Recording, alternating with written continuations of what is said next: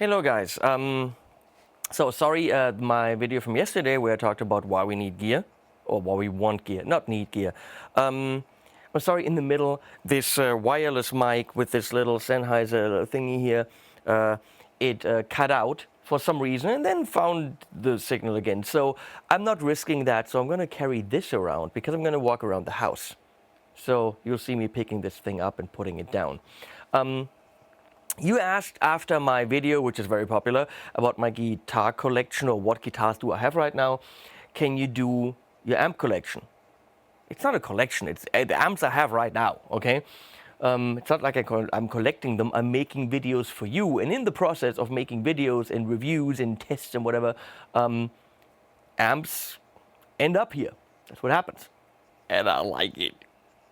So before I show you what's here, which is what right now is in the studio, I should go back in time. And that means I'll go upstairs where I have sins of my youth. Well, not really youth. So, follow me. So, for me, someone said yesterday that, let me check my level. Yeah, good. Someone said yesterday that it should be about the notes and not about the gear. And I fully agree with this, and I would say I've always agreed with this, up to the point where the tone didn't matter. And that's the problem. So I studied at Berkeley. Why is my bathroom door open? You don't want to see my bathroom. Now I gotta climb over all these gig bags. Oh. So I was at Berkeley, and I studied there. And in that process, it was all about the notes. I studied arranging, not guitar, and not guitar sound. So the notes were what mattered to me. We're now in the guest room where Robert's gonna hang out. So,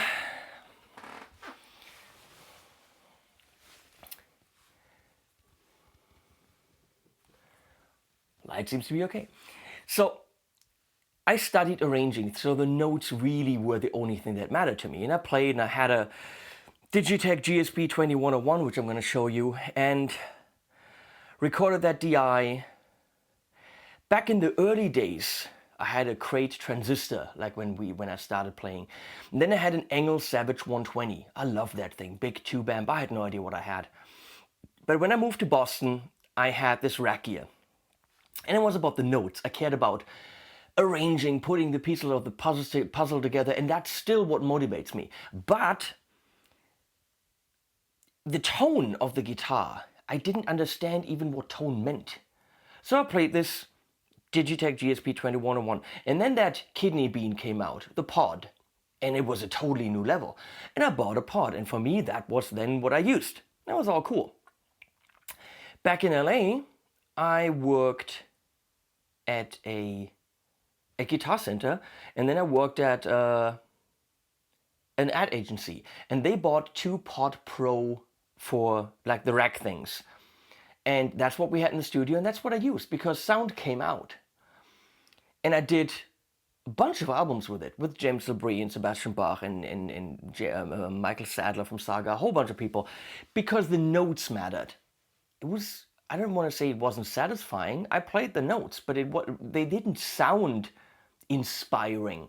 It was putting the pieces of the puzzle together with the notes.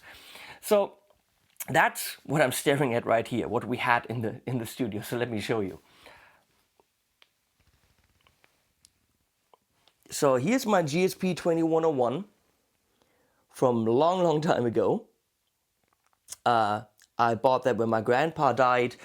I inherited some money, so I bought that for 3,000 marks back then. Doesn't even work anymore, I wrecked it.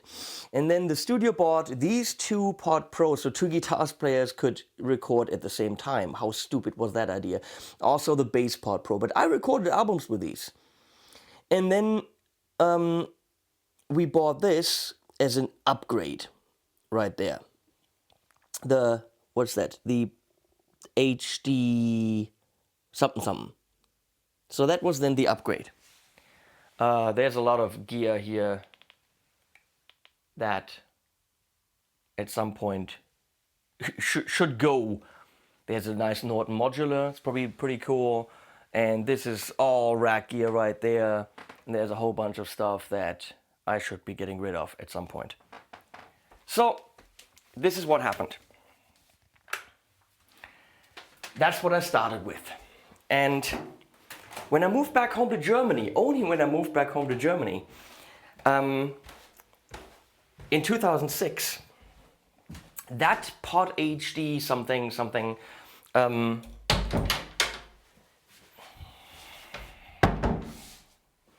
it broke. It's still working, but the AD converter is broken, which means you can only go into it digitally and out digitally. So I used the combo I bought, which was a Fender Hot Rod. I bought that because at Berkeley they had Fender Hot Rods, and it was such an amazing sound. So I mean, I did play tube amps, I just never made the connection of not really being in that moment and having that super inspiring sound because of the amp. I didn't make that connection. So bought the Fender had the Fender Hot Rod. I got that out and had to play it because that stupid thing didn't work. And I started miking, and I started putting pedals in front of it. And all of a sudden I realized, wait, that's the sound. And I tried to get this mega amazing, super modern metal sound happening. I'm gonna say kind of like Nickelback. And I'm gonna get shit for it, but I was going for that super wall of sound Nickelback sound with the Fender Hot Rod. And I thought, let's buy some distortion pedals to get that. And I couldn't get a lead sound happening to save my life. So I bought something in addition to that. I bought, let's go over here. I bought this. The Blackheart Little Giant. And all of a sudden my sound palette, grew. Very cool. Little 5-watt amp, 130 bucks. So I plugged that into the Fender cab. I disconnected the amp and plugged that in there. That worked beautifully. So I learned miking, and I built myself an isolation cab for that speaker, and I mic'd inside that isolation cab. And then, well, we all know, at one point I played a Soldano from a friend when I was on vacation, and I loved that. So of course we all wanted a Soldano at some point. Who wouldn't want a Soldano? So I bid on a Soldano on eBay, and the guy described it horribly. He was like, well, of course it's been modified, it has an extra channel added, and there's some holes in the chassis. Described it horribly. And I won a Soldano Hot Rod 50 for 560 euro. That was a good day. And that is this baby right here, which is usually only a single channel amp, but it does have a clean channel built in, modified, and it is a brilliant clean channel. So this is an amazing amp, and I will never, ever, ever, ever give this up. So I got that. And then I also got this. La Boga Little Alligator, which is very insanely honest, super on the point, not super high gain, but raw, a very raw sound. Very, very cool amp for not a lot of money. I got it for a deal from them, but usually it's about 1,200 bucks. So I got that as well. And those were my amps. But then, of course, I wanted more. So my mom, for Christmas, gave me this.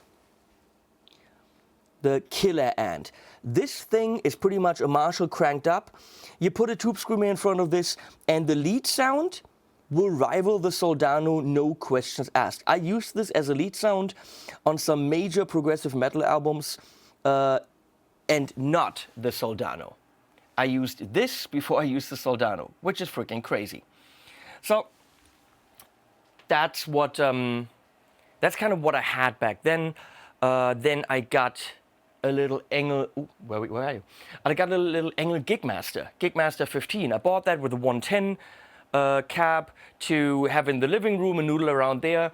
I just recently sold that to Carl Francis in the UK, and he seems to be very happy with it. That's so cool, because I have a few other amps now. When Blackheart was kind of going off the market, the 100-watt version just was being sold out everywhere. So I got that for 349 bucks.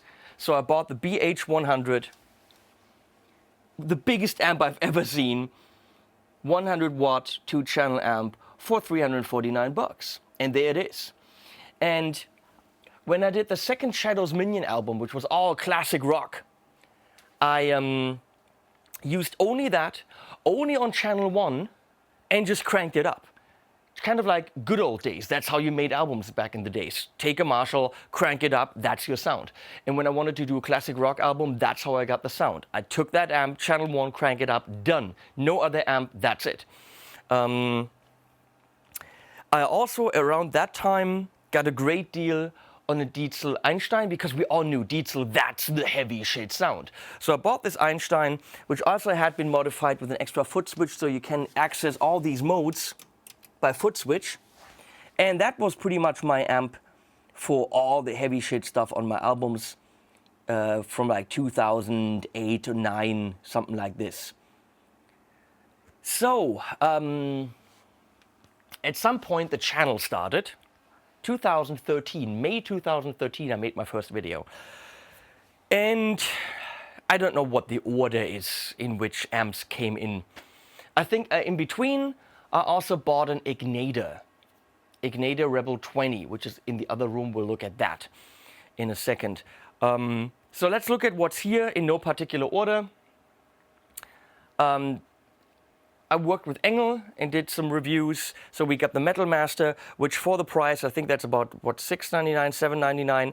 This is a beast. Careful with pedals. The clean channel doesn't like fuzzes. Careful. But that's a cool amp when you want an inexpensive metal amp.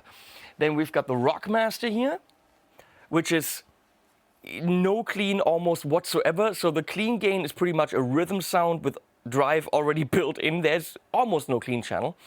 And an amazing lead channel. So this is cool for rock, but don't buy it as a pedal amp or a clean amp.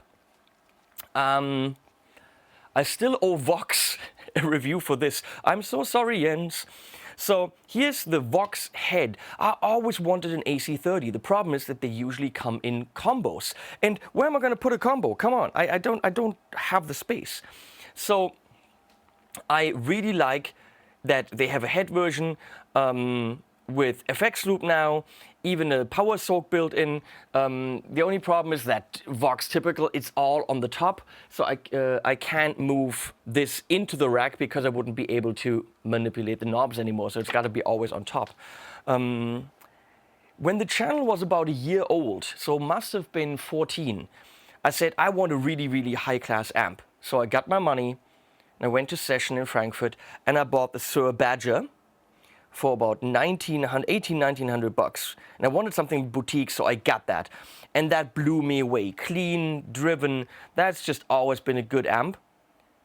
Up to the point where I got the Carmarthen, so more later to that. So this killer amp, but I got the cab with it, which is ridiculous. A 112 cab for 600 bucks. And why did I get it? Because it was matching the color. That's how stupid I am. So yeah, I had that for quite a while, did a whole bunch of videos with it, and it was a great pedal platform. But then I talked to Carmarthen, and they have this thing, which is a Custom Shop 50.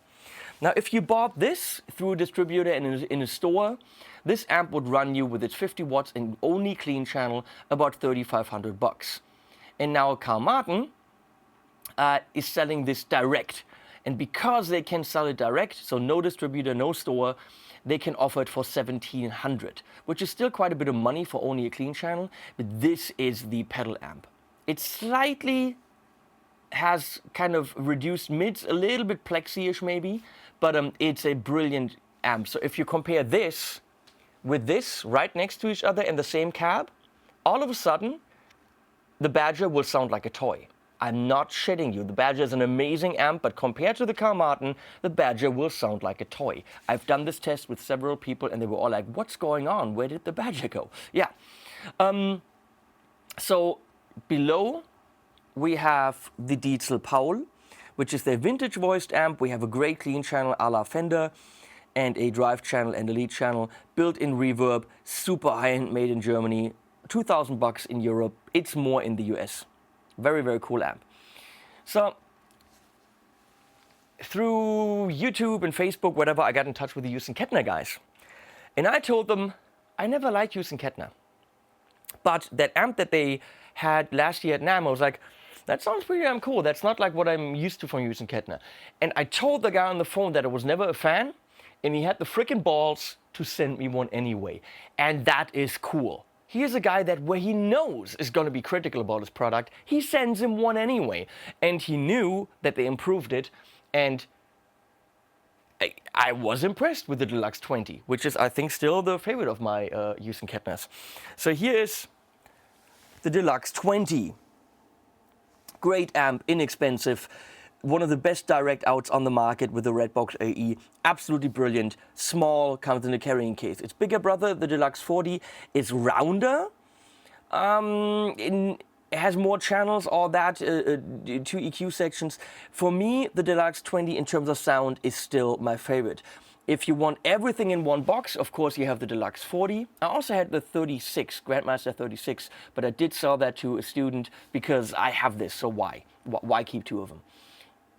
So Grandmaster Deluxe 40 does everything, nothing brilliant. It has a reverb. Is it the best reverb in the world? No. It's got a delay. Is it the best delay? No. It has 4 channels. Will these kill? No. They do their job. It has power soak. It's a feature amp. Everything in one box, and something that no other amp on the market will give you. So if you need the features, this is the amp to get. Above it we have the regular V40. That's the complete opposite. That's not feature loaded. That's simply just a clean channel. But it's a good clean channel. Let's talk about this thing, which you might ask. So that is, of course, the Mesa Boogie Mark 525. Okay, I bought this from the distributor at a reduced cost because the distributor really wanted me to do Mesa Boogie stuff. And I wanted to do Mesa Boogie stuff. And this is a damn good amp. Is it a 2,000 euro amp? I don't know. But who cares? The clean channel is amazingly pedal friendly and very cool. And you, of course, have the EQ. It's a good channel. When you go to crunch, and you boost that with the Tube Screamer, the lead sounds are out of this world. Channel 2, the high gain stuff, never really floored me. You really have to dial in the EQ and fiddle with it.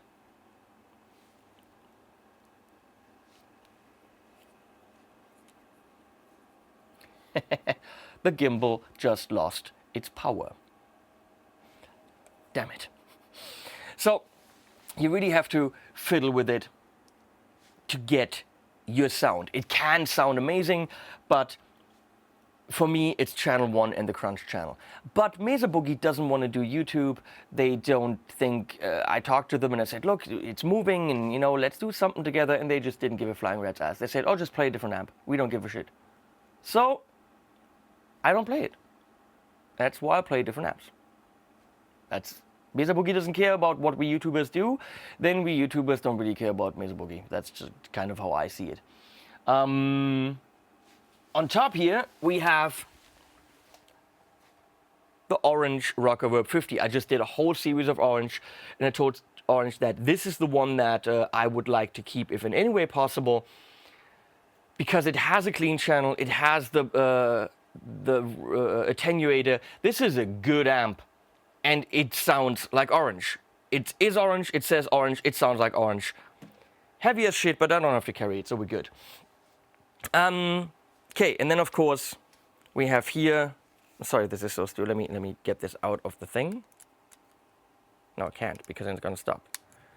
So, here we have the Rev Generator 740. That's 2,000 bucks, just like the Mesa Boogie, and I would tell everyone, buy this. Not because of, you know, Mesa Boogie being idiots, but this is a fucking amp. The possibilities.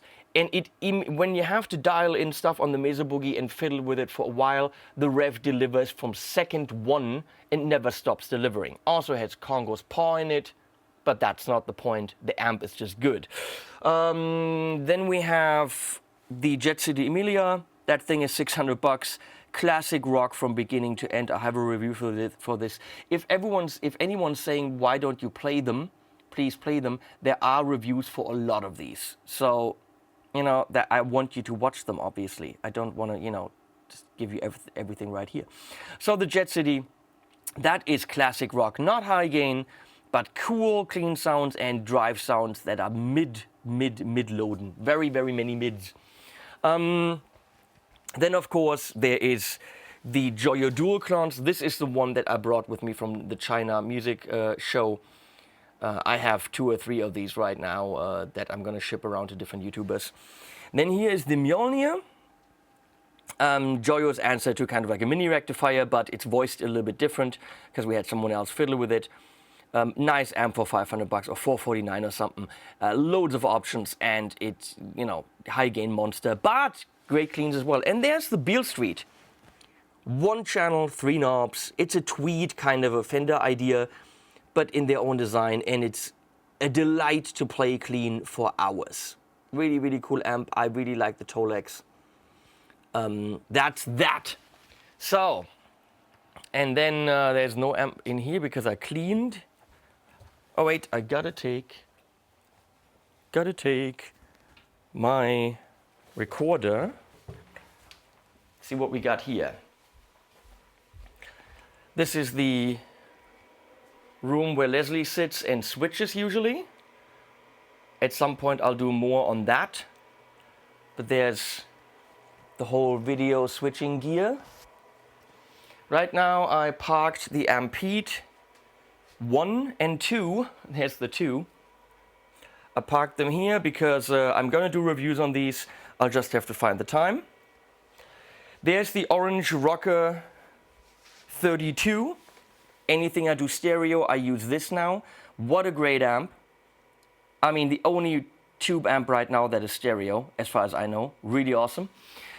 There's one of my 2 Carl Martin Roadies. It's 1,200 bucks, just about the same price as the Rocker 32. 15 watts. Tone is divine. I used that as in my stereo setup before I had the Rocker.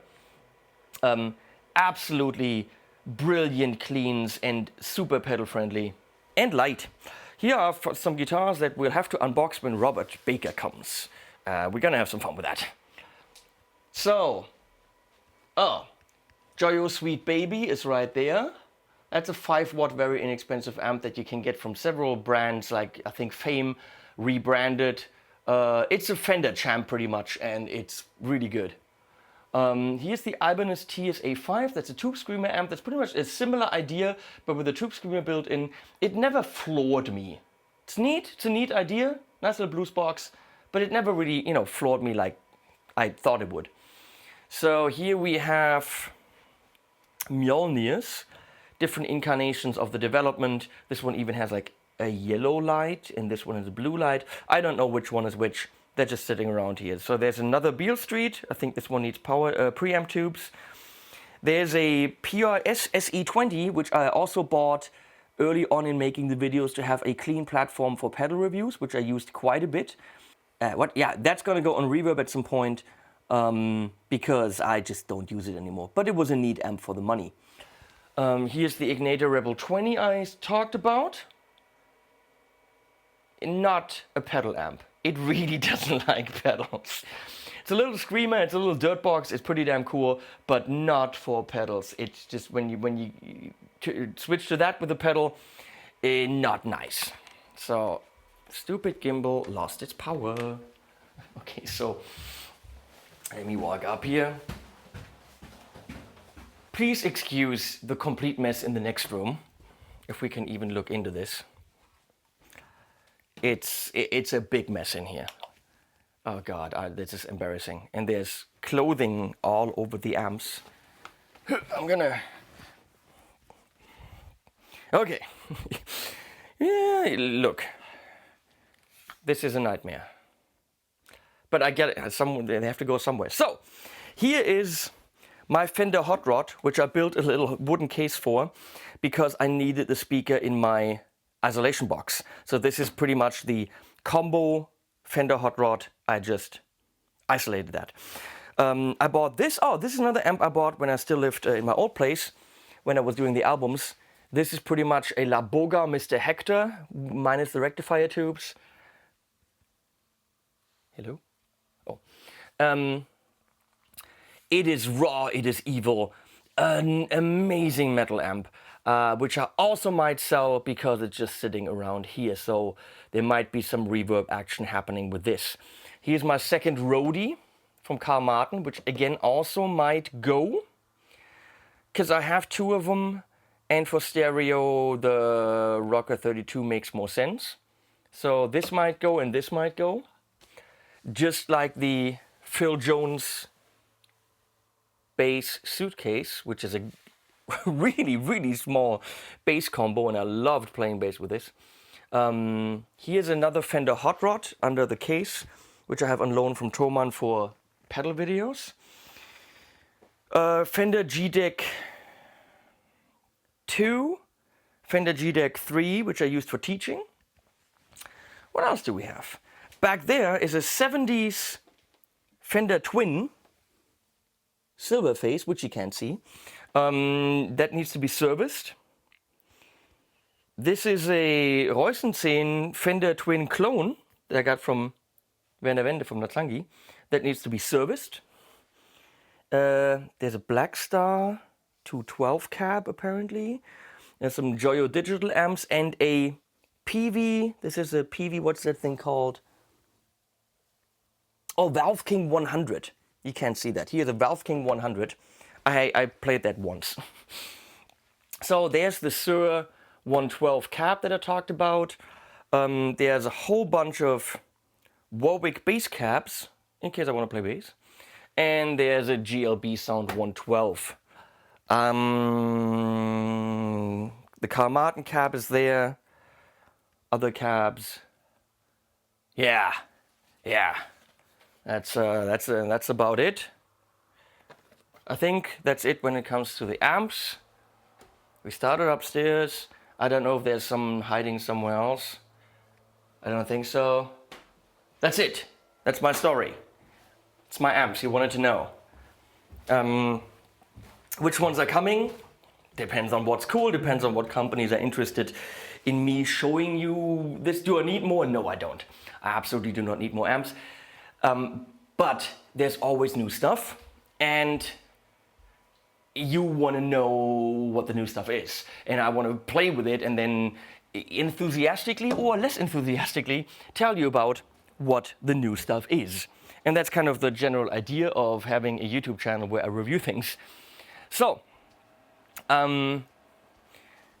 we of course did not talk about the LW1000 from Warwick. That's a bass head with 1000 watt, which I now use when I play bass, which I rarely do, but I love doing that. Live, of course, live. The other bass goes DI right in here. And then of course we have the little band amps, Joyo band amps. These are of course pretty damn cool and inexpensive. Obviously I would not have bought them with what I have here, but I work with Joyo, and you know, sometimes I show you things that I might not buy because I have really cool shit, and then of course why am I playing a 200 euro amp? Why am I playing an amp for 800 bucks if I have super boutique shit? Well, because it's fun, I like to discover things, and you might not have the budgets for high-end stuff, so for some reason you like the idea of me examining it for you, which the trust you give me will never be betrayed. I tell every company I work for you, I don't work for them. Well, I work for them, but my priority is you. So that's really the truth, and whoever doesn't believe that, fuck off. Really, fuck off. I work for you guys, and that is the truth. So that's the amps I have here now, some stories behind it. At some point we're gonna look at pedals, which of course are in these drawers here. Loads of them, you know, here. Stupid that the gimbal battery crapped out. So there's pedals, and there's more pedals, and way more pedals, and more of those, and then we have more there, and more there, and then we have, you know, loads of pedals, and loads of them. And if you're nuts enough to want that, I'm not saying I want to do this, I'm gonna go through all of them for you. Fine, let's do it. Easy video for me. I'm gonna edit this now, upload it. Thanks for your trust. Tomorrow I'm going to Thomann to hang out with Robert Baker, and then I'm gonna drag him here. We're gonna have some fun unboxing all these guitars over there. Thanks for watching. Animals at the end, as always. Bye.